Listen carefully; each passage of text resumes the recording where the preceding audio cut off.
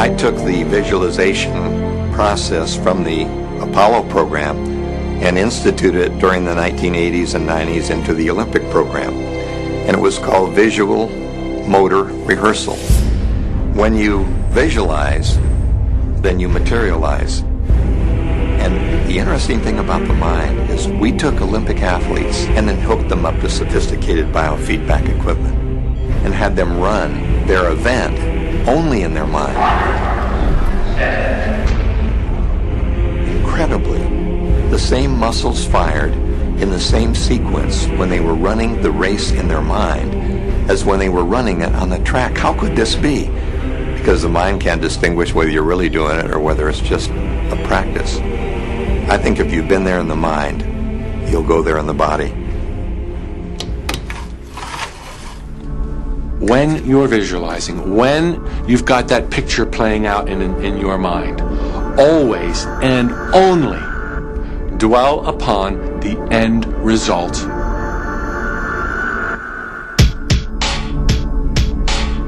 Here's an example. Look at the back of your hands right now.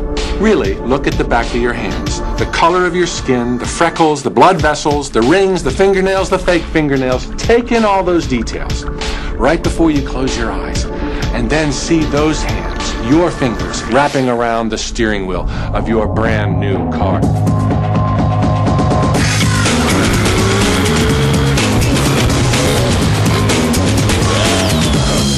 This is such a holographic experience, so real in this moment, that you don't even feel like you need the car because it feels like you already have it. It's the feeling that really creates the attraction, not just the picture or the thought. And I think for a lot of people, they think, well, if I think positive thoughts or if I visualize having what I want, that'll be enough. But if you're doing that and still not feeling abundant or feeling, loving and joyful, then it doesn't, from my mind, really create the power of the attraction. This is where the secret actually moves into action. You put yourself in the feeling place of really being in that car, not, oh, I wish I could get that car, or someday I'll have that car, because that's a very definite feeling associated with that. It's not in the now, it's not, it's in the future. If you stay in that feeling, it will always be in the future. Feel the joy, feel the happiness, no matter how silly it seems in that dark and quiet room, and you're going, woohoo! Do it! A lot of people will say, come on, do I have to do that? How bad do you want change?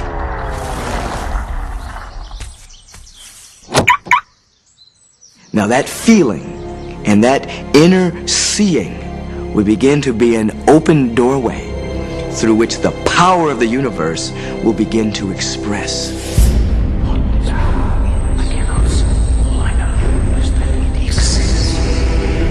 Our job is not to figure out the how. The how will show up out of the commitment and the belief in the what. The hows are the domain of the universe. It always knows the shortest, quickest, fastest, most harmonious way between you and your dream. If you turn it over to the universe, you will be surprised and dazzled by what is delivered to you. This is where magic and miracles happen. Well, I would say you want to do this virtually daily, but my disclaimer is this should never be a chore. What's really bottom line importance here to the whole secret is feeling good. You want to feel exhilarated by this whole process. You want to be high, happy, in tune as much as possible. The only difference between people who really are living this way and people who aren't, living in the magic of life, is that the people who are living in the magic of life have habituated ways of being. They have habituated this process, and magic happens with them wherever they go, because they remember it and they do it all the time, not as a one-time event. People hold that for a while and they're really a champion at it, and they say, you know what, I'm fired up, I saw this program and I'm going to change my life, and yet results aren't showing, and beneath the surface it's just about ready to break through, and someone will look at the surface results and go, this stuff doesn't work, and you know what, the universe says, your wish is my command. And it goes down. You know, knowing the law of attraction, I wanted to really put it to use and to see if it was, what would happen. And in 1995, I started to create something called a vision board, where I take something that I would want to achieve, or something that I want to attract, like a car or a watch or the soulmate of my dreams, and I put a picture of what I wanted up on this board called the vision board. And every day I would sit in my office and I would look up at this board and I would start to visualize. I would really get into the state of having already acquired it. I was getting ready to move as we put all the furniture, all the boxes put into storage, and I made 3 different moves over a period of 5 years. And then I ended up in California and bought this house, renovated it for a year, and then had all the stuff brought from my former home 5 years earlier. One morning, about 7:30 in the morning, my son comes into my office, and one of the boxes that was sealed for 5 years was right at the doorstep.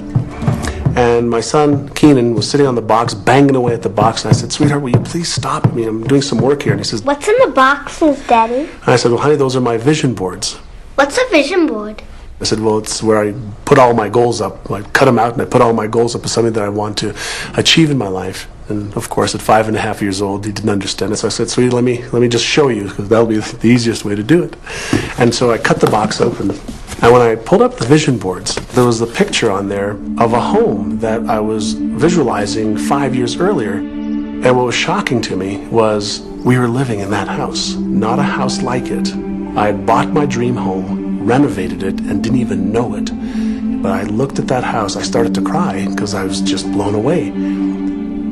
Why are you crying? Honey, I finally understand how the law of attraction works. I finally understand the power of visualization. I finally understand everything that I've read, everything that I've worked with my whole life, the way I've built companies.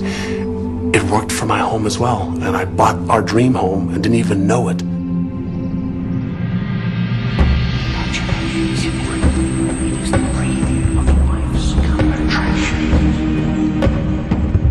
Decide what you want.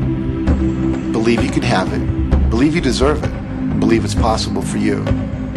And then close your eyes every day for several minutes and visualize having what you already want and feeling the feelings of already having it. Come out of that and focus on what you're grateful for already. And really enjoy it, okay? And then go into your day and release it to the universe.